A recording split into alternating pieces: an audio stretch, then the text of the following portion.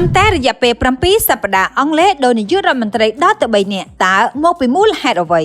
นายกรัฐมนตรีทำไมระบบอังเลตระดอสราวิบัติเศรษฐกิจอย่างทุนทงบรรซอตกปีเนี่ยกันดำนายมุน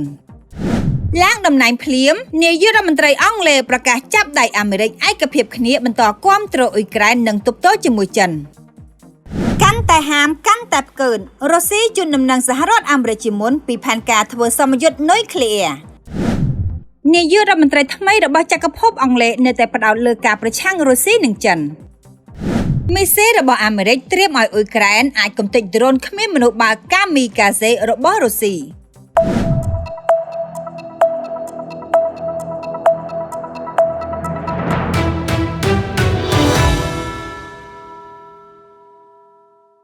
ระยะเปรมปีสัปดาห์บรรทอปีจังกับบชนดำบงดับเบิลเจริญนายกรัฐมนตรีอังเลอันเตตาประเทศรัตนาเกียลูกริซีสุนะบานจุมนวดดำนายลูกเซลิดรัสเจนายกรัฐมนตรีนักบังคับประวัติศาสตร์เชื้อชนจิตอาซีดำบงเก็บบังอ้อได้บานดักนอมประเทศอังเล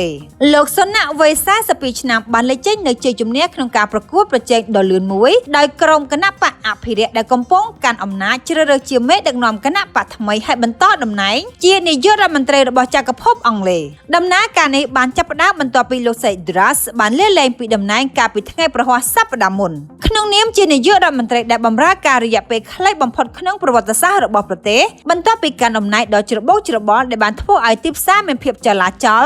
หนึ่งบังกอไอเป็นเพียบจลาจลขนมจำน้ำธนะหนึ่งไอกษาระบอบสัพพีอภิรนิยมโลกโซน่าคือจะไปกระโจนธนะดังนอมแต่มเนกดได้ตัวบานฮัตตะเลขาอปปารมาจำนวน100ได้เตรียมเตี้ยปีสมาชิกสัพพีอภิรนิยมกูประเจระบอบโลกคือโลกใส่แพนนิมอดาออนบานประเจขนมการตัวบานเนี่ยกอมตรกรุบกรวนหายอเตตะนายกรัฐมนตรีโลกบริจอนสันบานดอกลวนเจงปีดำนายนี้โลกสนัดหนึ่งคล้ายจีนนายกรัฐมนตรีที่ใบระบอบจักรภพอังเลขนมระยะเปรแต่จึงปีแข่บรรทอปีกาเลี้ยเล่งปีดำนายระบอบโลกไซดรัสหนึ่งโลกจอนสันโลกสุนัขได้เม็ดดำคำนาจิตจนจิตอันเดียหนึ่งคล้ายจีเม็ดดักนอมมันสบายสอดดำบงระบอบจักรภพอังเลสนัดหนึ่งหลังกันดำนายจีนนายกรัฐมนตรีจีมูหนึ่งบทพิสารเต็กตุยในขนมจูรัฐาพิบาลนายกรัฐมนตรีรูปนี้หนึ่งมันโจกันดำนายเจ็บเพลกาเตรหตัวเดสไลชาลีแต่งตั้งโลกเจ็บเพลกาหายสนาไอโลกบังการรัฐบาล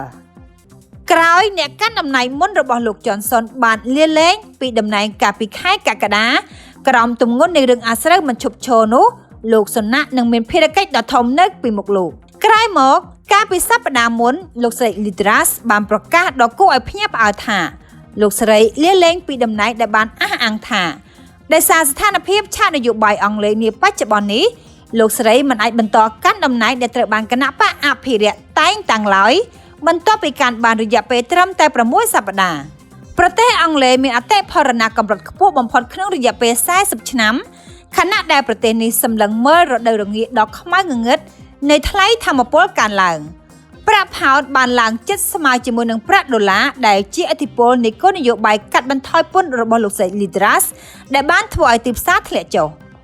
นายกรัฐมนตรีทำไมระบอบจักรภพอังเลโลกริซีสุนะหนึ่งตระประชมกจมวยพิรกัดอย่างทุ่นทงบมพอดเจียมรดกบานบรรษาตกปีเนกันดำนายมุนระบบกอดหายกอดจำไม่แต่ดอกสลายปัญหาวิบัติเศรษฐกิจอย่างทุ่นทงบมพอดสารพัดเมียนABCบานจิ้มแซ่กับวิทยาอังกฤษที่มาพยปรามค่ายตุลาธาโลกริซีสุนะคือเจเนนโยบายไว้ขมิบบมพอดหนึ่งเหมือนบัตรพิสาติตุยบมพอดบานคล้ายเจนายกรัฐมนตรีทำไมระบอบจักรภพอังเลกลายเป็นได้กอดบานโจสพีริยาเป้ประปีชนำโลกริซีสุนะบานโจการดำนายนายกรัฐมนตรีกับไปทั้งไงอังกฤษได้สั้นนมัทาวิจิตดำนายนโยบายดอกกู้ไอคล้ายบำพดมวยในขนมประวัติศาสตร์ระบอบจักรภพอังเลในสมัยตุ่มเนิบอัตตะรัฐมนตรีกระทรวงเฮรัยวัตถุรูปนี้หนึ่งตัวเพรกัยขนมกาดอสไลวิบัติจิตรานร่วมแต่งอัตเตพรณากำปงแต่การล้างดำลายธรรมปลการล้างปัวเพียบจลาจรในขนมวิสัยอุตสาหกรรมหนึ่งเศรษฐกิจกำปงแต่รองพอดป้าปัวอย่างคลังโลกริซีสุนะบานประเมียนท่าจักรภพอังเลประชมกหนึ่งวิบัติเศรษฐกิจอย่างทุ่งบ បំផុតហើយគាត់បានសន្យាថានឹងបង្កើតស្ថិរភាពនិងឯកភាពអតីតរដ្ឋមន្ត្រីក្រសួងហិរញ្ញវត្ថុនិងជាអ្នកនយោបាយមានទ្រព្យសម្បត្តិស្ដុកស្ដម្ភមួយរូបនៅក្នុងរដ្ឋសភាឥឡូវនេះនឹងត្រូវស្វែងរកការកាត់បន្ថយការចំណាយយ៉ាងច្រើនសម្រាប់ទប់ទល់នឹងការចំណាយចំនួន40,000 លានផោនឬស្មើនឹង45,000 លានដុល្លារសហរដ្ឋអាមេរិកនៅក្នុងវិស័យហិរញ្ញវត្ថុសាធារណៈខណៈគោលជំហរនៃគណៈបករបស់គាត់នៅក្នុងប្រទេសមានភាពថយចុះនាយករដ្ឋមន្ត្រីថ្មីរបស់ចក្រភពអង់គ្លេសរូបនេះកាលពីថ្ងៃច័ន្ទបានប្រមានដល់សហសេវកគណៈបកអភិរក្សនិយមរបស់គាត់ថាគណៈបកនេះប្រឈមមុខនឹងវិបត្តិអស្ថិរភាពប្រសិនបើគណៈបកមិនជួយដឹកនាំប្រទេសតាមរយៈអ្វីដែលគាត់បានពិពណ៌នាថាវាជាបញ្ហាប្រឈមមុខនឹងវិបត្តិសេដ្ឋកិច្ចយ៉ាងធ្ងន់ធ្ងរបំផុត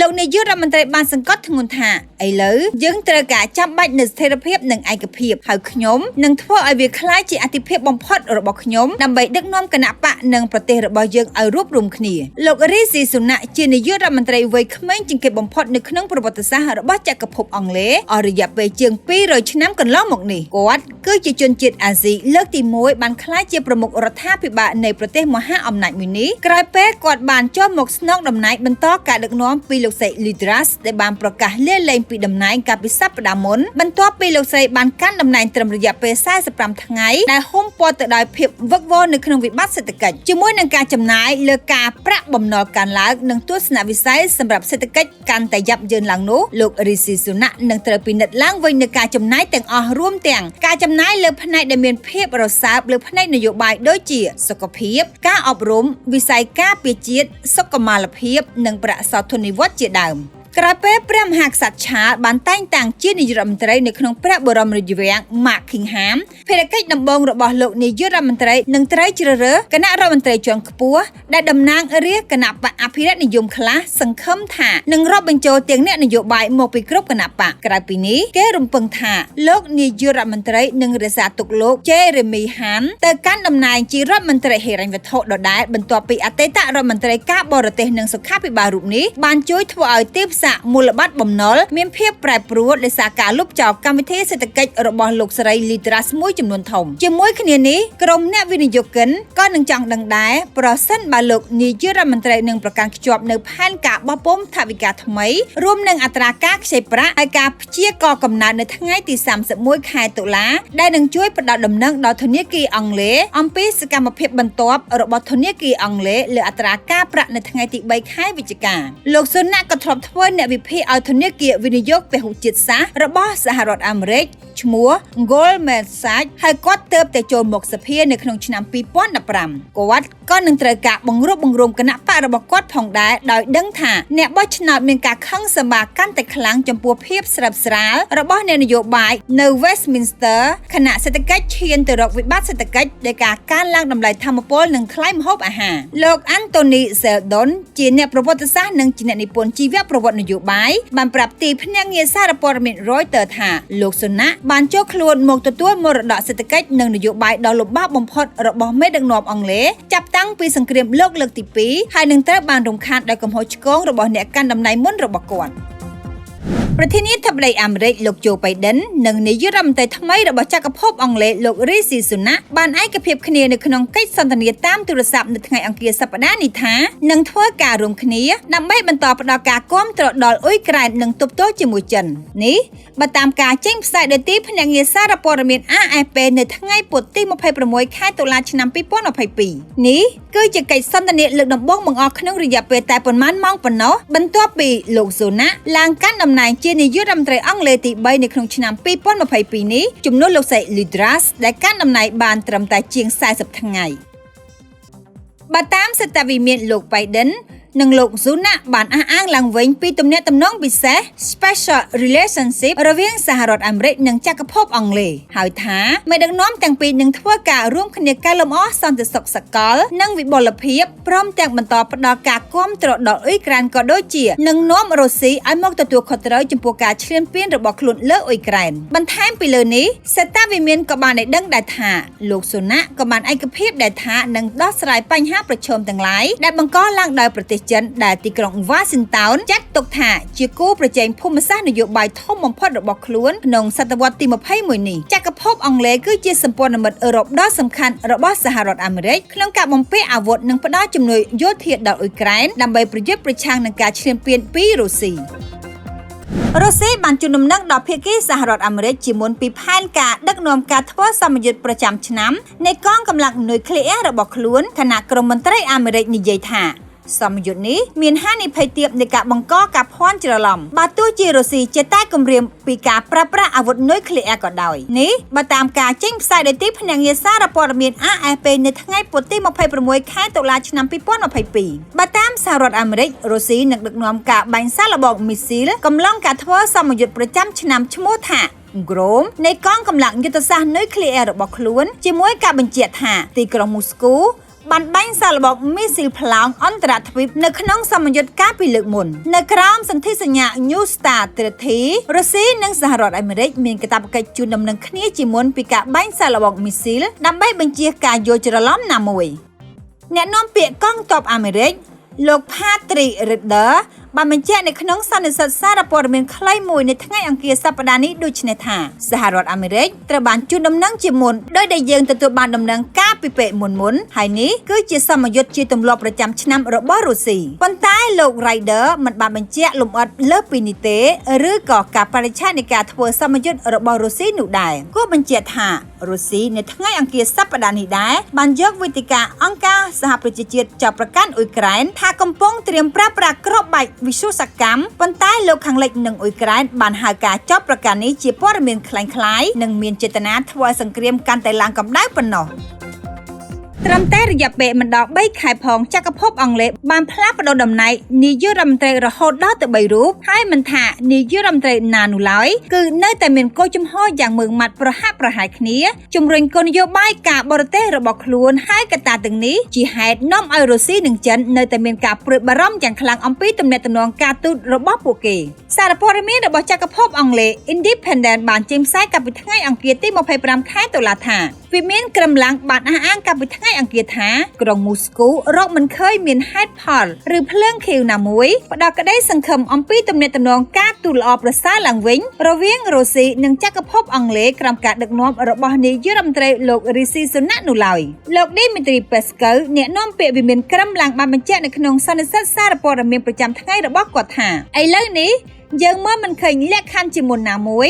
ឬហេតុផលណាមួយនឹងសង្ឃឹមជាថ្មីថានៅពេលអនាគតដ៏ខ្លីខាងមុខនឹងមានការផ្លាស់ប្ដូរជាវិជ្ជមាននៅក្នុងទំនាក់ទំនងការទូតរវាងចក្រភពអង់គ្លេសនិងរុស្ស៊ីសេតវិមានរបស់ប្រធានាធិបតីសហរដ្ឋអាមេរិកបានបញ្ជាក់កាលពីថ្ងៃអង្គារទី25ខែតុលាថាលោក Joe Biden ប្រធានាធិបតីសហរដ្ឋអាមេរិកកាលពីថ្ងៃអង្គារបានថ្លែងទៅកាន់លោក Rishi Sunak នាយករដ្ឋមន្ត្រីថ្មីរបស់ចក្រភពអង់គ្លេសដើម្បីស្វាគមន៍ដល់ការតែងតាំងរូបគាត់មេដឹកនាំប្រទេសមហាអំណាចទាំងពីរនេះបានអះអាងជាថ្មីអំពីទំនាក់ទំនងយ៉ាងពិសេសរវាងប្រទេសទាំងពីរដែលបានគូបញ្ជាក់អំពីបំណងប្រាថ្នារបស់ពួកគេនៅក្នុងការបង្កើនកិច្ចសហប្រតិបត្តិការបន្ថែមទៀតលើបញ្ហាសំខាន់ៗសម្រាប់សន្តិសុខនិងវិបុលភាពរបស់ពិភពលោកមេដឹកនាំទាំងពីរបានឯកភាពលើសារៈសំខាន់នៃការធ្វើការរួមគ្នាដើម្បីគាំទ្រដល់ប្រទេសអ៊ុយក្រែនហើយនៅតែទាមទារឲ្យប្រទេសរុស្ស៊ីត្រូវតែទទួលខុសត្រូវចំពោះការឈ្លានពានរបស់ក្រុងមូស្គូមកលើប្រទេសជិតខាងដោះស្រាយបញ្ហាប្រឈមបង្កឡើងដោយប្រទេសចិននិងធានាបាននូវធនធានថាមពលប្រកបដោយនិរន្តរភាពហើយមានតម្លៃសមរម្យជាមួយគ្នានេះមេដឹកនាំទាំងពីរក៏បានពិភាក្សាគ្នាអំពីការបដិញ្ញាចិត្តរួមគ្នានៅក្នុងការការពារផលប្រយោជន៍នៃកិច្ចព្រមព្រៀង Belfast Good Fridayនិងតម្រូវការថែរក្សាសន្ទុះឆ្ពោះទៅរកកិច្ចព្រមព្រៀងចរចាជាមួយសហភាពអឺរ៉ុបស្ដីពីពិធីសាកអៀឡង់ខាងជើងមន្ត្រីសេតវិមានបានបញ្ជាក់ថាប្រធានាធិបតីសហរដ្ឋអាមេរិកនិងនាយករដ្ឋមន្ត្រីថ្មីរបស់ចក្រភពអង់គ្លេសបានឯកភាពថានឹងដោះស្រាយបញ្ហាប្រឈមទាំងឡាយបង្កឡើងដោយប្រទេសចិនខណៈក្រុង Washington តែងតែចាត់ទុកគូប្រជែងភូមិសាស្ត្រនយោបាយដ៏ធំបំផុតរបស់ខ្លួននៅក្នុងសតវត្សទី21ចក្រភពអង់គ្លេសជាសម្ព័ន្ធមិត្តអឺរ៉ុបដ៏សំខាន់បំផុតរបស់សហរដ្ឋអាមេរិកនៅក្នុងការបំពាក់គ្រឿងសព្វាវុធនិងផ្តល់ជំនួយយោធាជួយដល់អ៊ុយក្រែនដើម្បីប្រយុទ្ធប្រឆាំងនឹងការឈ្លានពានពីរុស្ស៊ី លោក Boris Johnson កាលពីសិទ្ធិក្នុងតំណែងជានាយករដ្ឋមន្ត្រីចក្រភពអង់គ្លេសបានផ្ដល់កិច្ចគាំទ្រយ៉ាងពេញទំហឹងជួយដល់ប្រទេសអ៊ុយក្រែនដើម្បីទប់ទល់នឹងការឈ្លានពានរបស់រុស្ស៊ី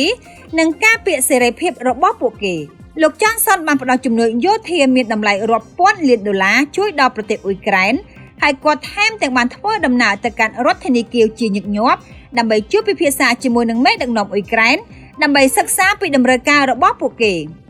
សូម្បីតែជិតដល់ថ្ងៃរបស់គាត់ត្រូវអស់អាណត្តិជានាយករដ្ឋមន្ត្រីទៅហើយគាត់ថែមទាំងជួយវឹកវើដល់កងទ័ពអ៊ុយក្រែនដែលផ្ទាល់បន្ថែមទៀតផង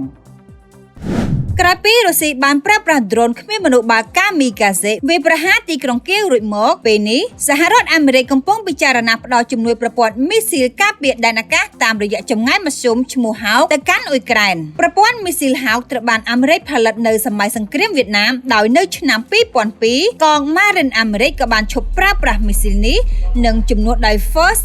IM-92 Sting G ដែលវាមានល្បឿនលឿននិងងាយស្រួលផ្លាស់ប្ដូរទីកន្លែង